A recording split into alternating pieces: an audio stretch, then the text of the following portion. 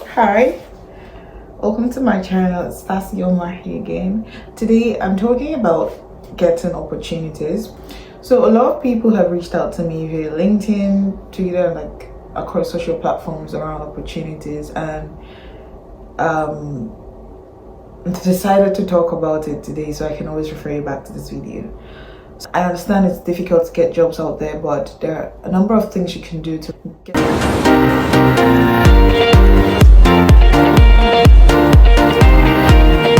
So the first thing is posting your work everywhere. The chances that you would get in the faces of people that would give you the opportunities you seek are in how visible you are. So you can use Behance, Dribbble, LinkedIn, Twitter, Instagram. So being visible across board has helped me, right? So I get opportunities from LinkedIn, Behance, Twitter, and you kind of increase your chances if you're visible in all these channels, right? It's just like applying to jobs. When people say applying to opportunities is a game of numbers, it's kind of similar to this. It's a game of numbers because now you're in multiple places, you have like more diverse audience and stuff. So when you're posting your work, I know that there's a stage where you're still learning, you're learning in public and everything. You stand a better chance of getting opportunities, that's people reaching out to you or wanting to work with you, if you're posting quality work. If you're free, if you don't have any job and you've been posting and nothing has been coming forth, just start working on products, explore, right? Working on something, it's not exactly like the most basic things you can find online, like maybe food delivery app. Not to say food delivery app is wrong, but you want to work on complex things that force you to think. So pick a product, redesign it, start the whole ideation, talk about the process on socials, talk about it everywhere, right? Everywhere you can, even on TikTok if you can, for real. Talk about it everywhere. You talk about the process, how you went about it, the before, the after, and stuff like that, because you want people to understand that you're not just about the visuals, you're not just about making it look good. Because if it's only about visuals, you can literally just copy a nice visual and paste it on your own work. But when you're able to like talk about how you went about it and stuff like that, it's easier for someone to reach out to you, say, oh, see what you've been doing, amazing work, and stuff like that. Sometime in 2024, someone reached out to me and said, oh, this thing I did, it's really saved him a lot of time, saved him this, saved him that. And then he sent me a $25 gift card on Amazon and to say thank you. That's also like an example to show you that a work you post in 2022 can bring you an opportunity in 2026. And the last key thing I want to talk about is relationships. Relationships are built through the work that you have done. So you work on this product with this engineer, all right, and you do a good job, you don't do substandard stuff, and the next time that engineer has some gets an opportunity, they're like, oh, I know this person. I am able to get opportunities, a few opportunities based on some of the past clients that I've had. So I always recommend maintaining relationship with people that you've worked with. It's not like you push it so hard that if it's not working, then it's not working, all right? But as much as possible, because these people come back to bring opportunities, these people come back to bring referrals. Like my previous role, it was a YC company. As something I did, I would go to YC job board because I was really job hunting for a while. I'll go to YC job board, I'll check for new startups that YC has endorsed, and I'll start sending messages to the founders, sending messages. And on this fateful day, my boss reached out to me. He said he was hiring a designer and I looked like a good fit, and that was it. Like I sent applications, I tried a cold email, I showed up, posted my work as much as I could.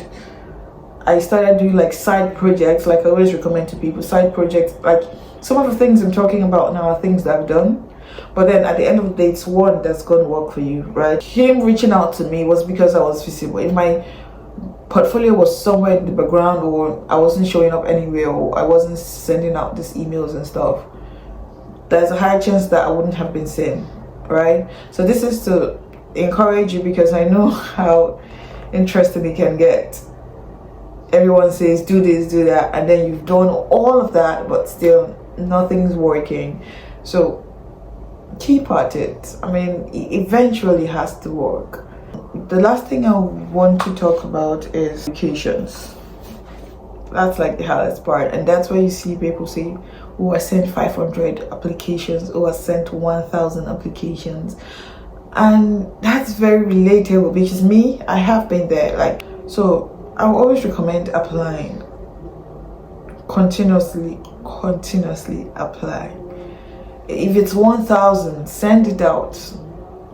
If it's 2,000, send it out. You don't have anything to lose, provided you have the time.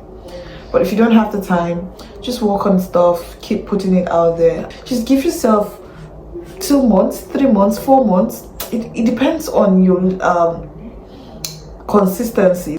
And then when you're applying to jobs, don't just, you see any job, apply.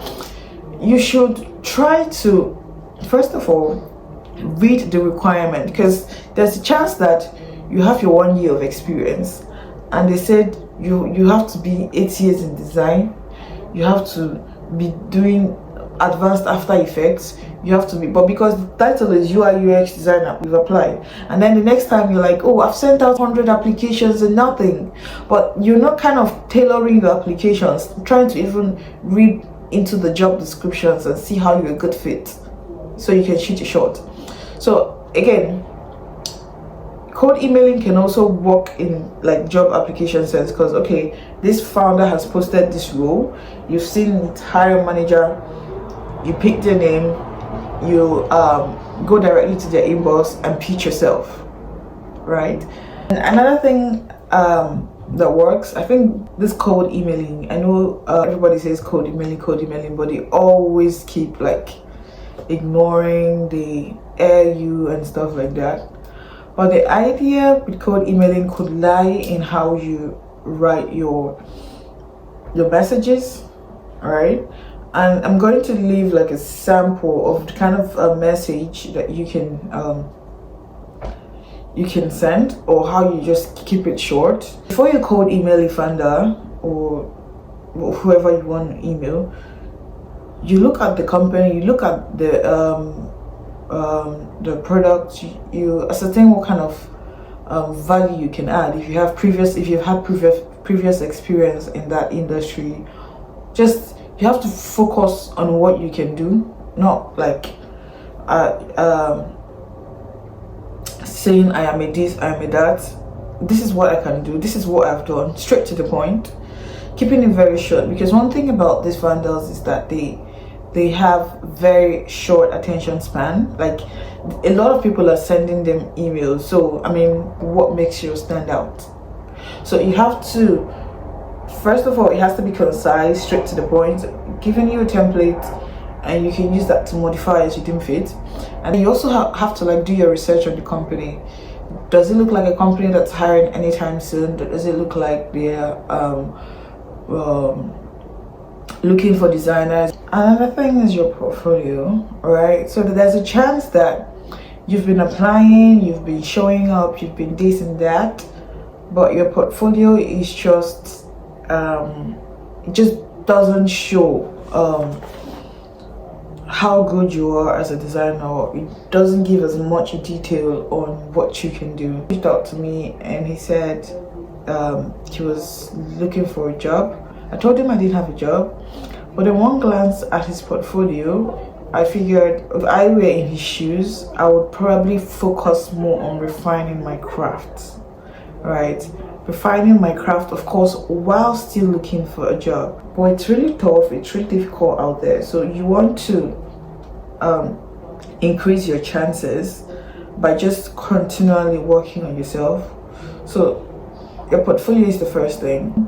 I always recommend no-code tools to my friends these days. Like, trying your hand on a no-code tool allows you the opportunity to like explore and be flexible with your portfolio, right? So I always recommend Frima, Webflow, and its likes. You want to try as much as possible to build your portfolio in a way that a recruiter is able to understand how you think.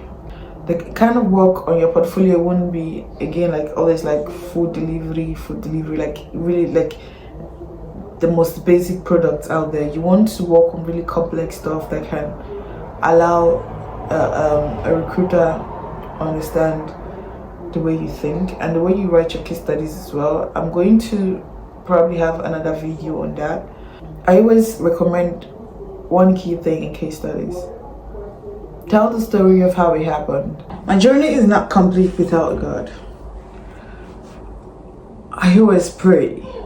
So in the midst of all sending out applications, nothing working, and trying all that I could, I would always pray.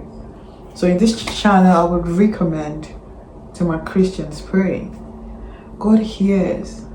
Like prayers work. Now it looks like a random person just reached out to me but this was how I prayed. I said, God, I don't have strength for all these rounds of interviews. I don't have time. Like, I've done interviews in the past that yielded nothing, and the job I'm gonna get is not gonna stress me with interviews. And that's how it happened. So brethren, pray. So I think I'm going to summarize: post your work, post quality work, reach out to vendors, but you have to learn how to write better. It could be the way you're writing. Your portfolio has to be cool. Your portfolio has to stand out. You can use Behance and other areas for like your portfolio. If you don't want to use like the no-code tools I recommended. I thought about my own story as well, right? Not in detail, perhaps some other time. If you have gotten to this part of the video, think I want to do something interesting. I want to look at your portfolio. Drop your links in the comments, and I'm going to reach out to you, do a quick Loom review to maybe give you some feedback that would help. Just in case I forget, you need feedback. And I know that feedback can be overwhelming and everything sometimes, but the idea is that you pick what you need, you remove what you don't. But somehow you're going to get an important message that you apply to your portfolio and make it better. So that is all for today, guys. I'll see you in the next video. Bye.